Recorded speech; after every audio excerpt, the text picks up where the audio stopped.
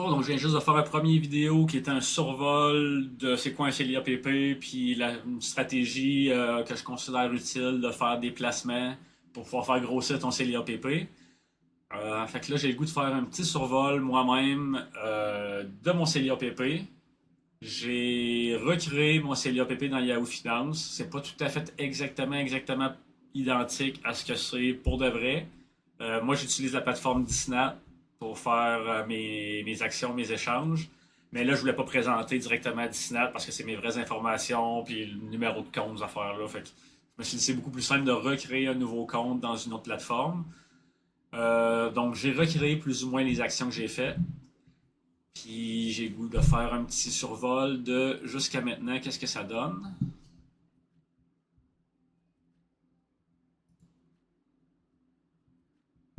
Donc, si je vais en ordre de mes meilleurs placements, allons-y à l'inverse.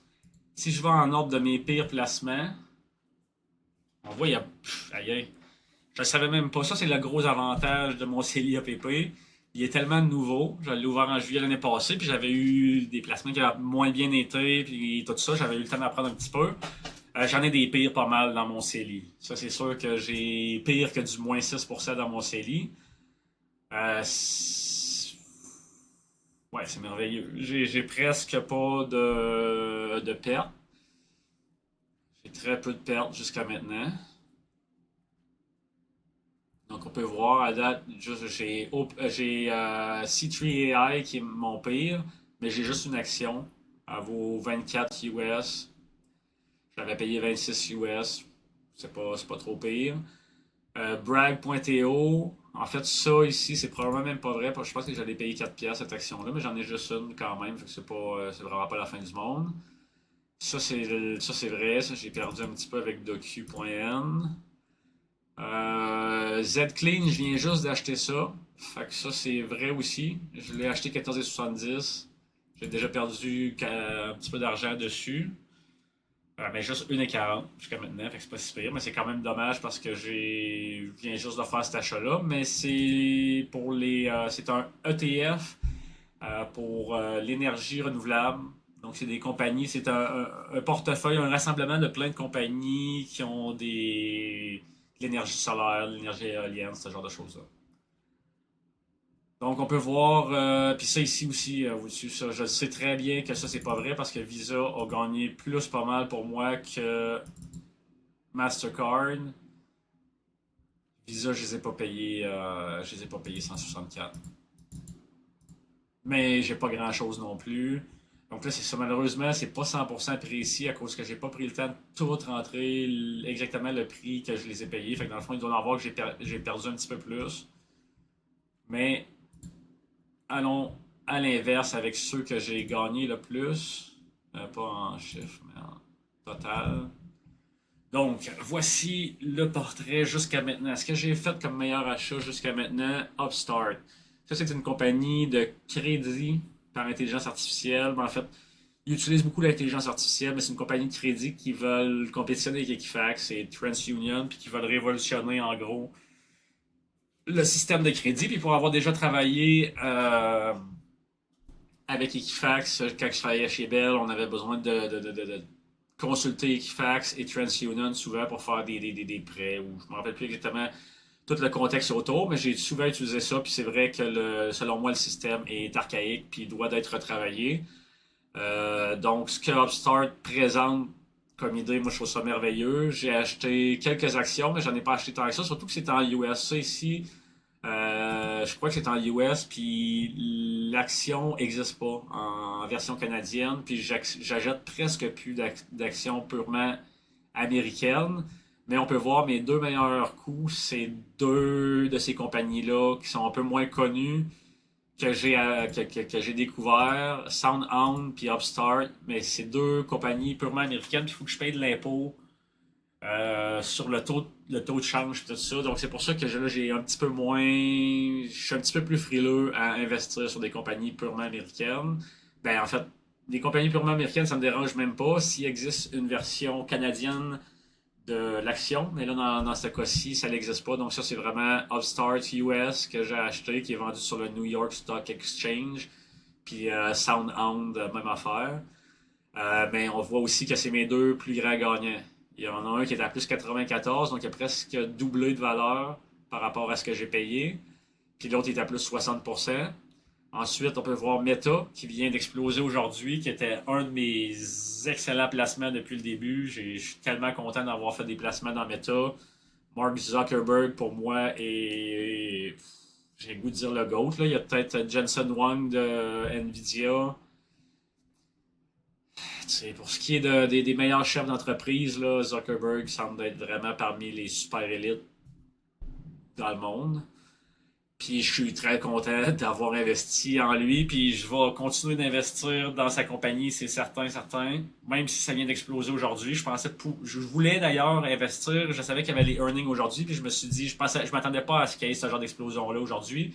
Puis je voulais recommencer à en acheter parce que je me disais, ça va monter bientôt. Tu sais, c'était la veille d'exploser, mais je m'attendais pas à ce que ça apparaisse déjà. Parce que, mettons, on congédiait beaucoup de monde. Il y avait beaucoup de quand ils donnent des forfaits pour les employés qui s'en vont, puis tout, puis ça durait 18 mois, les forfaits de départ qu'ils ont donnés, puis ben, d'autres congédiements, etc. Puis le sentiment négatif par rapport à quand tu fais des congédiements, ça paraît mal, le kit, mais éventuellement, c'est capable de faire le même produit, puis que tu produis aussi bien, puis que ça coûte beaucoup moins cher. Puis là, ben, moi ma vision, c'est que l'intelligence artificielle va définitivement révolutionner le monde. Puis Meta font partie de ceux qui l'utilisent le plus, puis qui travaillent le plus là-dessus, puis qui sont le plus gagnants dans toute cette révolution-là. Donc, c'est pour ça que j'y crois autant. Puis une autre raison aussi, c'est que MATLAB perd énormément d'argent pour le VR, tout ça. Ils dépensent des quantités incroyables d'argent dans ça. Le jour où ça arrête de perdre de l'argent, qu'ils sont juste statu quo, ça va exploser. Puis moi, je m'attends qu'un jour, le VR va pogner. Là, ils ont fait les Ray-Ban Glass. Ils ont quand même le Quest 2, Quest 3, Quest 3S, qui a quand même un certain niveau de succès, mais c'est encore, là, c'est encore le tout début, puis ça marche pas encore tout à fait comme ils voudraient, puis comme les investissements qu'il a fait sont pas rentabilisés à l'intérieur du monde VR jusqu'à maintenant. Mais je m'attends à ce qu'un jour, ça vire, puis ça commence à être payant. Donc, ce qui est leur plus gros gouffre financier, un jour risque de disparaître puis devenir même un bénéfice. Ensuite, j'ai Nvidia qui est mon GOAT, qui est l'action qui a monté le plus depuis que je fais des actions.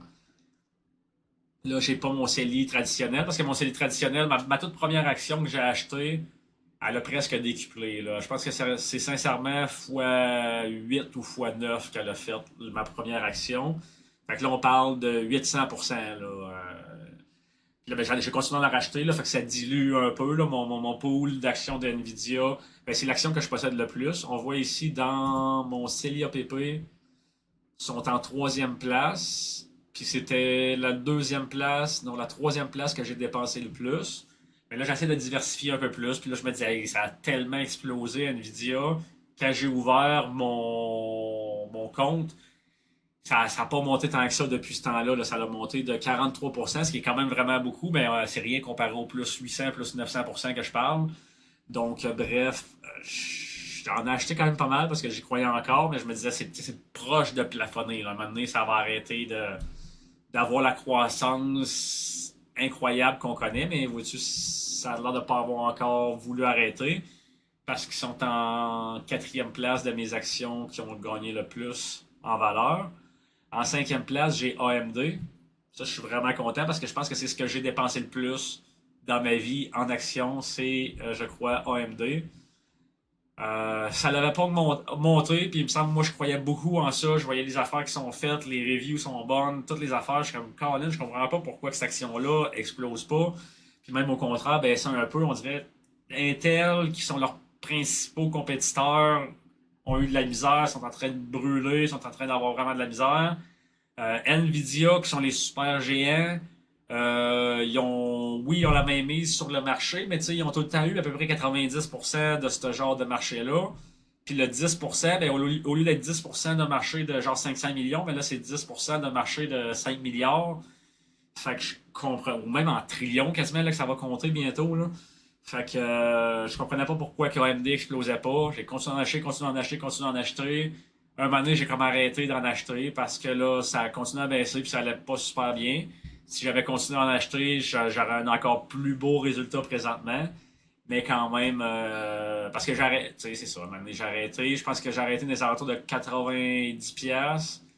Ben là, moi j'achète la version canadienne, là, mais AMD est à 90$, ça a baissé des alentours de 84. J'aurais pu encore en acheter puis avoir un meilleur prix, puis après ça, ça aurait remonté. Puis là, la version AMD US, je le vois-tu ici sur le côté? Je le vois pas parce que là, moi, j'ai les versions canadiennes. Ah, ici. Ils sont à 180. Fait que, tu sais, ils ont été à 80 un moment donné, ça a plus que doublé depuis ce temps-là. Fait que si j'avais acheté, tu sais, j'ai arrêté de sortir de 90. Fait que ceux que j'ai acheté à 90, ils ont doublé. Ceux que j'avais acheté avant, à genre 130, 120, 110, ben là, ils ont repris de la valeur. Mais tu sais, là, ils baissaient, ils baissaient. Fait que là, un moment donné, j'ai fini par arrêter. Fait que ça, je suis super, hyper content de mon AMD qui a fini par virer. TD, ça, c'est, regarde, TD, je vous adore. Je commence à adorer cette compagnie-là. TD donne une super belle dividende. Je ne sais pas si on peut la voir facilement, la dividende.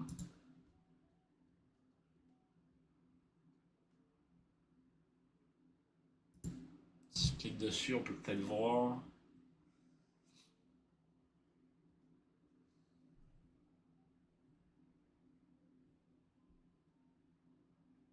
Bon, je ne sais pas exactement comment voir la dividende, mais je peux la dire parce que je la. Forward dividende 4,20, c'est-à-dire 4,13% présentement parce que là, l'action a monté beaucoup. Mais moi, je les ai achetés dans l'entour de 80. Puis 4,20, c'est donné 4 fois par année, fait que c'est 1,5. C'est 1,5 par quart qui donne par action. Donc là, si on retourne à mon Celia PP, je pense que je vais commencer à aimer beaucoup, beaucoup TD, puis que je risque d'en prendre de plus en plus parce que. Pas Days Game, Total Game. Ok, ils sont ici, la banque TD. Donc la banque TD est à plus 13%. Ils sont en 1, 2, 3, 4, 5. Ils sont en sixième place avec le plus de croissance jusqu'à maintenant. Puis c'est pas un placement de croissance, c'est un placement safe, c'est un placement de dividende. Quand tu fais une dividende en partant qui, moi, était autour de 7% au début, puis que là, techniquement, elle a baissé, mais c'est le même chiffre de dividende, mais par rapport à ce que moi j'ai payé. Donc là, si j'achète des nouvelles actions aujourd'hui, c'est une dividende de 4,4%. Parce que c'est le même chiffre, ils n'ont pas encore réajusté leur dividende, malgré qu'ils ont gagné beaucoup de valeur. Mais ça, c'est un placement qui est un placement safe, puis c'est un placement safe qui a réussi à avoir de la croissance en plus. Fait ça, là, tabarouette, hey, ça, j'aime ça au bout. Je risque de devenir un fan de ce genre de placement-là beaucoup. Tu sais, oui, j'adore Upstart, j'adore SoundHound, j'adore Meta, Nvidia, AMD. C'est eux autres que j'ai eu le plus de succès à date dans mes deux plateformes. Microsoft aussi, quand même pas mal. Tesla aussi, quand même pas mal, parce que j'ai acheté au moment où c'était à son plus bas. Google, quand même. Costco, j'ai vraiment eu beaucoup de succès avec Costco dans mon CELI aussi. Mais tu sais, mes meilleurs placements, ça reste là, ceux qui sont en top. Puis ça, c'est des placements de croissance. C'est ceux qu'on voit ici, là. Ça, c'est pour de la croissance. Fait qu'ils, eux autres, des fois, là, ça monte, ça descend. Puis si ça monte pas, ben, t'as juste perdu de l'argent. Il y a pas de dividende, il n'y a pas de. Puis justement, sont plus up and down. Fait qu'il y a des chances que ça ne monte pas. Leur objectif est la croissance, mais s'ils n'ont pas de succès, il n'y aura pas de croissance. Fait que t'achètes comme pour rien. Puis ça va même baisser parce qu'ils n'ont pas réussi à avoir la croissance qu'ils visent. Donc, leur objectif n'est pas atteint, donc ça baisse. Mais bref, jusqu'à maintenant, mon Celia PP, j'ai 16 000 de placement, 19 600 de valeur. Puis honnêtement, je pense que c'est un petit peu plus que ça. Il manque peut-être une action ou deux. J'avais peut-être de l'argent en cash quand j'ai fait ça, puis que j'ai fini par faire des placements. Parce que si je vais voir présentement, j'étais à 20 100. Fait qu'il manquerait une espèce de 500. Dans la vraie vie, je suis à 20 100 dans mon Celia PP. Donc, il y a des super belles journées en bourse aujourd'hui. N'importe qui est en bourse, regarde, on en profite. C'est super beau. N'importe qui n'est pas en bourse, je vous conseille très fortement de commencer à regarder ça. Je sais que c'est ultra intimidant, mais s'il va petite bouchée par petite bouchée, c'est incroyable ce qu'on est capable de faire, les humains. Souvent, on voit une montagne, ça a l'air impossible, ça a l'air inatteignable, mais il y a du monde qui ont déplacé des montagnes incroyables, beaucoup plus grosses que ça. Il y a du monde qui ont réussi toutes sortes de miracles. Je sais pas pourquoi que j'ai un exemple de Mr. Beast, là, le gars qui a perdu 100 livres en un mois. Mais c'est ça. Il y a du monde qui ont réussi des affaires qui devraient être plus ou moins irréalistes, inatteignables. Ça, c'est complètement, totalement réaliste et atteignable. Il y a plein de monde qui le fait. Il y a plein de contenu partout. Il y a plein de gens qu'on peut engager pour ça. Regarde, la quantité d'informations disponibles est infinie. Fait qu'on peut s'informer. Il y a plein de super beaux guides là, qui vont vraiment prendre par la main puis donner toutes les étapes si tu veux y aller en détail. Ou sinon, les débutants, il y a aussi du contenu. Si tu veux juste passer 5 minutes, voir une petite vidéo facile, OK, comment je fais pour juste ouvrir un compte puis acheter ma première action de Costco, mettons, ben, il y a moyen de faire ça puis de commencer comme ça. Fait que tout le monde, je vous souhaite une super belle journée. On s'en reparle. Au revoir.